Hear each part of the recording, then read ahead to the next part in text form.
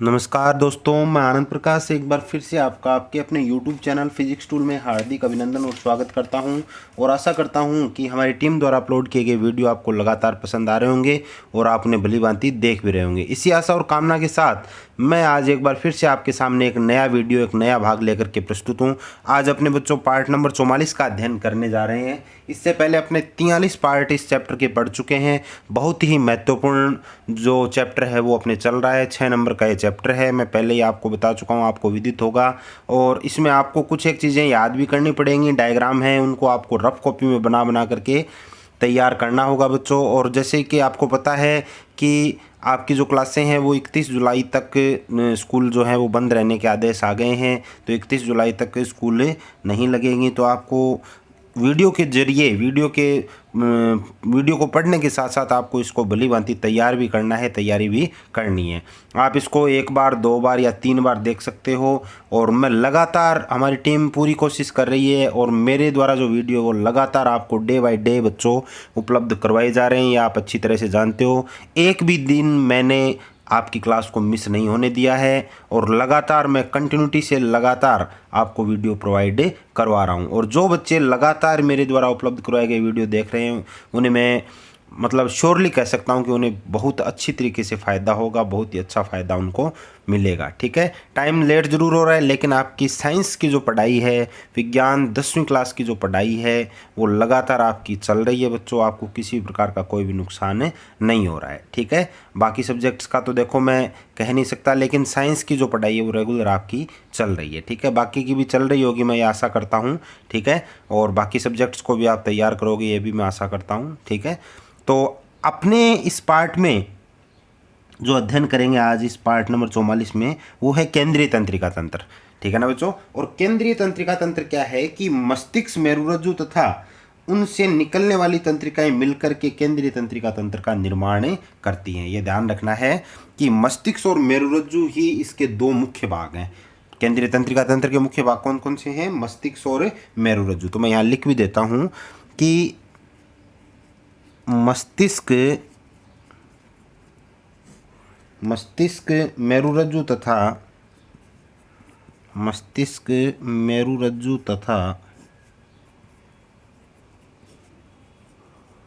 उनसे निकलने वाली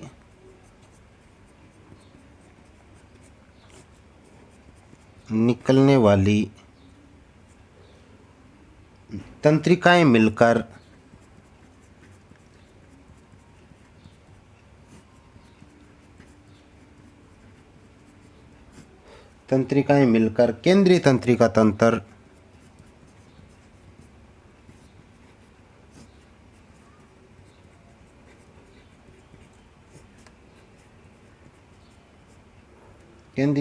तंत्र का निर्माण करती है।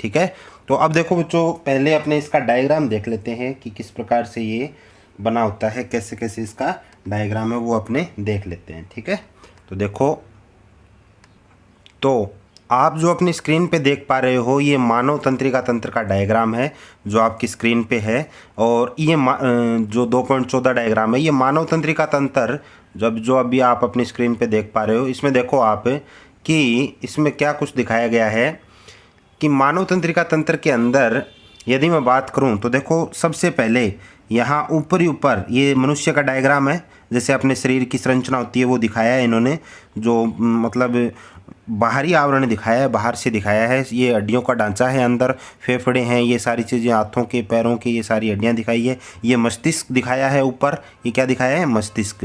तो देखो बच्चों, ये ऊपरी ऊपर मस्तिष्क है, ये मस्तिष्क है और ये है बच्चों मेरुरज्जु। ये क्या है?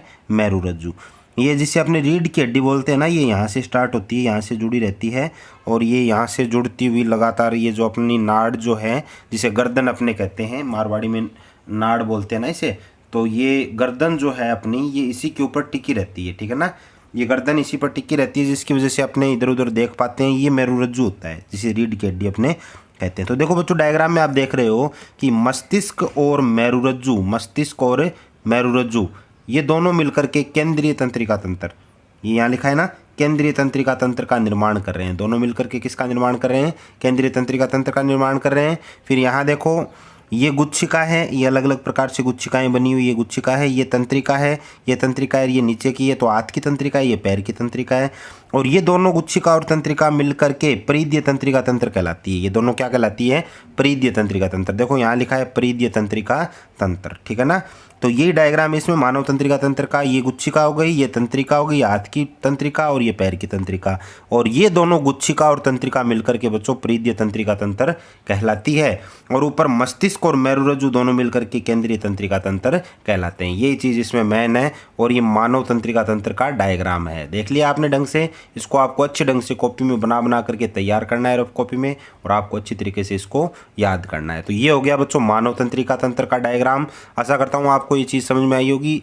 इसमें ये चीज़ मेन है, गुच्छिका तंत्रिका दोनों मिलकर के परिधीय तंत्रिका तंत्र निर्माण करती है, और मस्तिष्क मेरुरज्जु मिलकर के केंद्रीय तंत्रिका तंत्र का निर्माण करते हैं। ठीक है, तो आगे देखते हैं।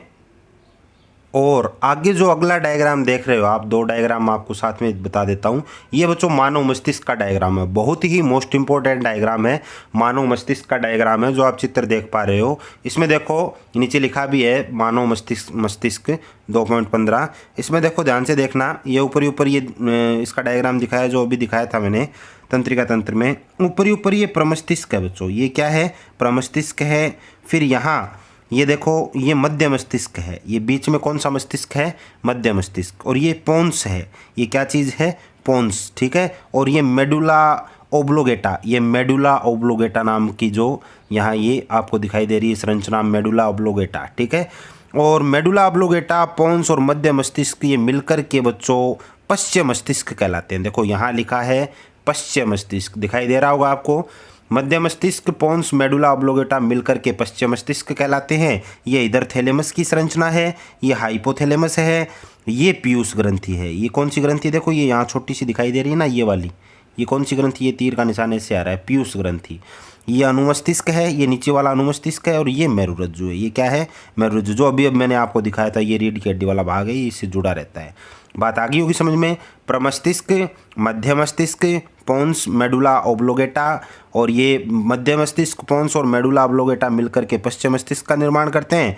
ये थैलेमस है, ये हाइपोथैलेमस है, ये पीयूष ग्रंथि है, ये अनुमस्तिष्क है, और ये मेरुरज्जु है। तो ये बच्चों मानव मस्तिष्क का डायग्राम है जो बहुत ही ज़्यादा मोस्ट इंपॉर्टेंट है आपके लिए। इस पर अब क्यों यार इसको नहीं पूछा गया, इस बार आने के इसके चांसेस हैं पक्के पक्के, ठीक है ना। तो आपको इसको अच्छे ढंग से भली भांति तैयार करना है। मानव मस्तिष्क की संरचना किस प्रकार से, देख लो डायग्राम आपके सामने, एक बार फिर से देख लो कि क्या क्या चीज़ इसमें दिखाई गई है। प्रमस्तिष्क कहाँ है, मध्य मस्तिष्क कहाँ है, मेडुला ओब्लोगेटा कहाँ है, ठीक है, थैलेमस हाइपोथैलेमस कहाँ है, पश्चिम मस्तिष्क कौन सा भाग है, पोन्स कहाँ है, पीयूष ग्रंथि कहाँ है, अनुमस्तिष्क कौन सा भाग है, और मेरुरज्जु कौन सा भाग है। 5-7 नाम है, कोई ज़्यादा इसमें वो दिक्कत वाली बात नहीं है। देखो 4-5 नाम तो इस साइड में है और 1-2 नाम इधर है, ठीक है। ज़्यादा नाम नहीं है। आपको इसको अच्छी ढंग से रफ कॉपी में डायग्राम बना के बच्चों इसको तैयार कर लेना है, ताकि आपको कोई भी चीज़ ऐसी न रहे जो आप इसको क्लियर न कर पाओ, ठीक है ना। समझ गए होगे आप मेरी द्वारा बताई गई बातें, ठीक है। तो आपको अच्छे ढंग से इस डायग्राम को तैयार करना है, ठीक है। तो अब देखो आगे अपने अध्ययन करते हैं। ये समझ में आ गई होगी मैं आशा करता हूँ, ये जो वीडियो है आपको, ये डायग्राम वाला। तो आगे देखते हैं आगे वाला भाग इसका थ्योरेटिकल। ये यहाँ हो गया मानव मस्तिष्क का डायग्राम, और उससे पहले क्या था? तंत्रिका तंत्र का डायग्राम। 2 डायग्राम आगे, दोनों इंपॉर्टेंट है, ठीक है। तो आगे देखो, इसमें आगे पढ़ते हैं अपने कि ये किस प्रकार से काम करता है, मस्तिष्क कैसे काम करता है वो देखते हैं। तो देखो इसमें देखते हैं कि किस प्रकार से ये काम करता है और क्या क्या इसकी संरचनाएं अपने देखिए उसमें। देखो तो पहला जो पॉइंट है वो क्या है कि मस्तिष्क शरीर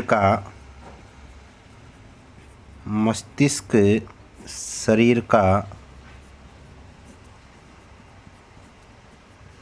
सबसे जटिल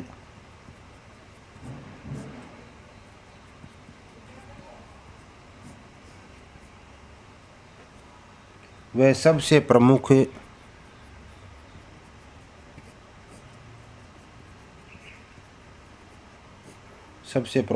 तथा केंद्रीय अंग होता है। वह केंद्रीय अंग होता है।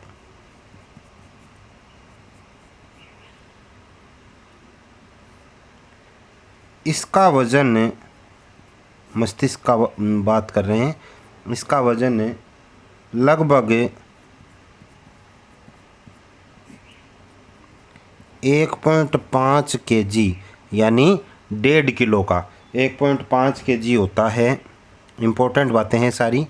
इसका वजन लगभग 1.5 kg होता है।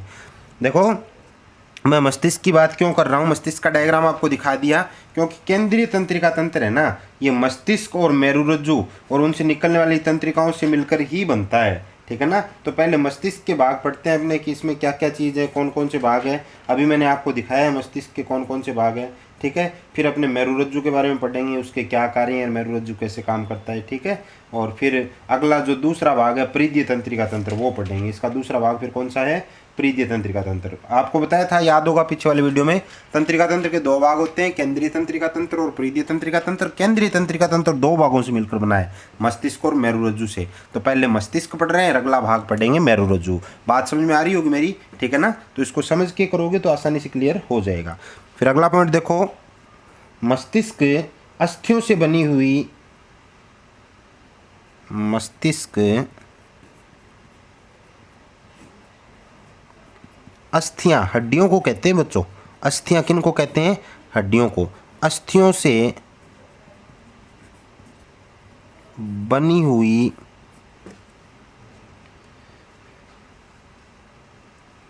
कपाल में, ब्रैकेट में लिख देता हूं,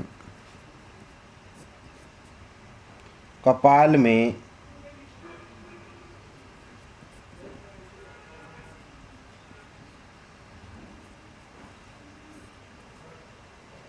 सुरक्षित रहता है।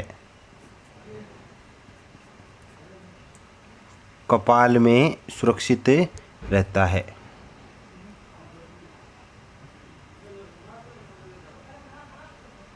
ठीक है। अगला देखो, मस्तिष्क के चारों ओर, अगला पॉइंट इसका,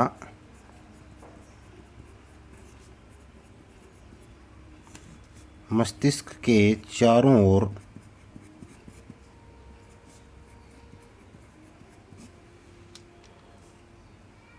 तीन परतों का आवरण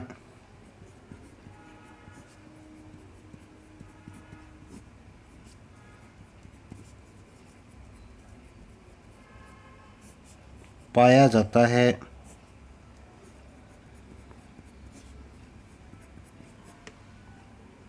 जिसे मस्तिष्क का आवरण कहते हैं।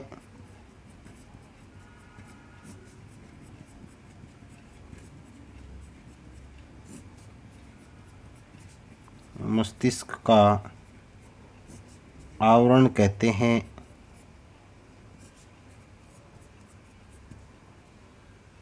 ठीक है। जिसमें मस्तिष्क मेरुद्रव्य पाया जाता है, जिसमें मस्तिष्क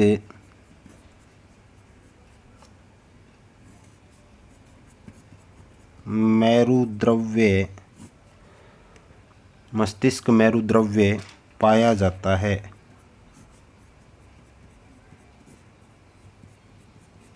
जिसमें क्या पाया जाता है, मस्तिष्क मेरुद्रव्य पाया जाता है, जो मस्तिष्क की बाहरी चोटों से रक्षा करता है। जो मस्तिष्क की बाहरी चोटों या आघात भी बोल सकते हैं, या आघातों से रक्षा करता है। चोटों या आघातों से क्या करता है, रक्षा करता है। अगला, मस्तिष्क शरीर की विभिन्न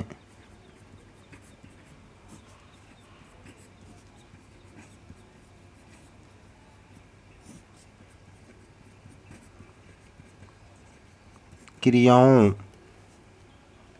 जैसे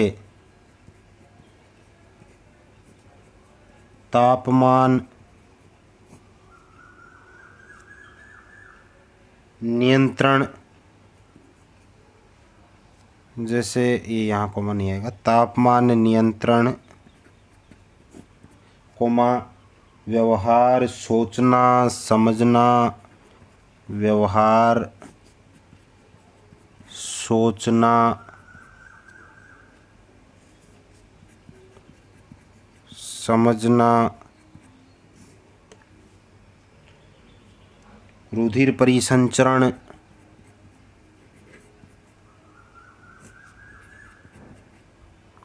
रुधिर परिसंचरण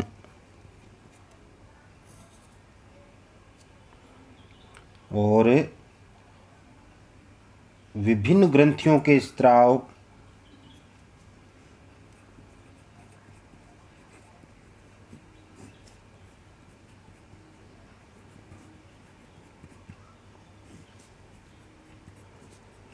विभिन्न ग्रंथियों के स्त्राव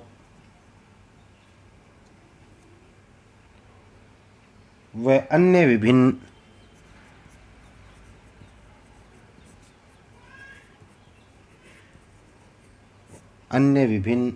अंगों के कार्य पर, विभिन्न अंगों के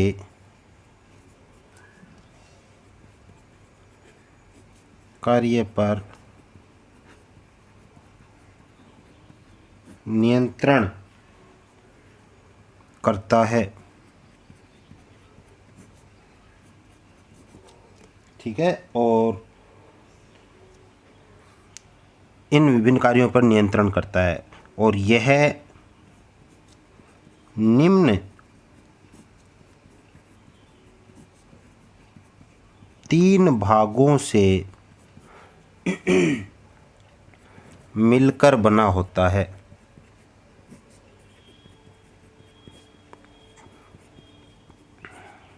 तीन भागों से मिलकर बना होता है। यह निम्न 3 भागों से मिलकर बना होता है। अब 3 भाग कौन कौन से हैं वो देखेंगे अपने बच्चों, इसके जो अगला पार्ट आएगा, अगला वीडियो पार्ट नंबर 45 में। तब तक के लिए धन्यवाद और घर पे रहिए, सुरक्षित रहिए। और मैं आपसे यही गुजारिश करूँगा जाते जाते, ठीक है, और कि आप सभी सुरक्षित रहें, खुश रहें और ज़्यादा से ज़्यादा पढ़ाई करें, अध्ययन करें, ठीक है ना। और तब तक के लिए धन्यवाद। और आप ज़्यादा से ज़्यादा बच्चों में बार बार कहूँगा, क्योंकि देखो ये जो बच्चे नए जुड़ रहे हैं उनके लिए बताना आवश्यक है और आपके लिए भी आवश्यक है, ठीक है ना, कि आप ज़्यादा से ज़्यादा, यदि वीडियो आपको पसंद आता है तो इसे लाइक करें, लाइक ज़रूर करें। वीडियो देखने के बाद वीडियो पसंद आता है इसे लाइक करें और ज़्यादा से ज़्यादा आप इसको शेयर करें। और हमारे यूट्यूब चैनल को, आपके यूट्यूब चैनल को, आपके अपने यूट्यूब चैनल को सब्सक्राइब करवाइए, ताकि हमारे काम करने का उत्साह लगातार इसी प्रकार से बच्चों बना रहे। तब तक के लिए धन्यवाद। जय हिंद, जय भारत।